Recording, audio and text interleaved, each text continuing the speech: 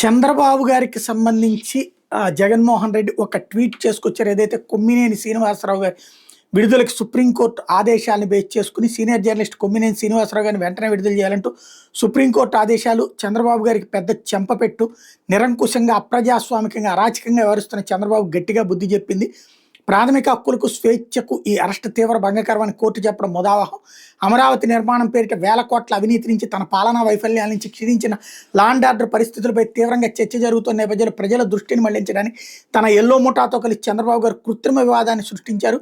అబద్ధాలు మోసాలతో కూడిన పాలన నుంచి మళ్లించడానికి తాను చేయని వ్యాఖ్యలను కొమ్మినేని గారికి ఆపాదించి దాని చుట్టూ తన ఎల్లో గ్యాంగ్ ద్వారా పథకం ప్రకారం విష ప్రచారం చేయించారు.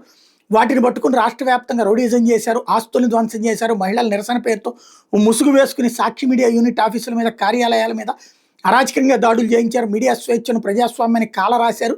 చంద్రబాబు గారు తన తప్పును తెలుసుకోకుండా ఇంకా ఆ వ్యాఖ్యలను వైఎస్ఆర్ కాంగ్రెస్ పార్టీకి, సాక్షి మీడియాకి ఆపాదిస్తూ జుగుప్సాకరంగా నిన్న మాట్లాడడంతోనే ఆయన రాజకీయ లబ్ధి కోసం కుట్ర పన్నారని అర్థమవుతోంది.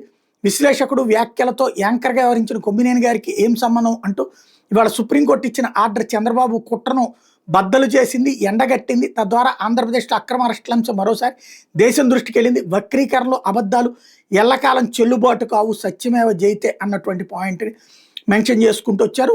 పలువురు వైఎస్ఆర్ కాంగ్రెస్ పార్టీకి సంబంధించినటువంటి మాజీ మంత్రులు, ప్రస్తుత నాయకులు, ఎమ్మెల్యేలు, ఎంపీలు ఈ అంశం మీద మాజీలు అందరూ కూడా స్టేట్మెంట్లు ఇస్తున్నారు.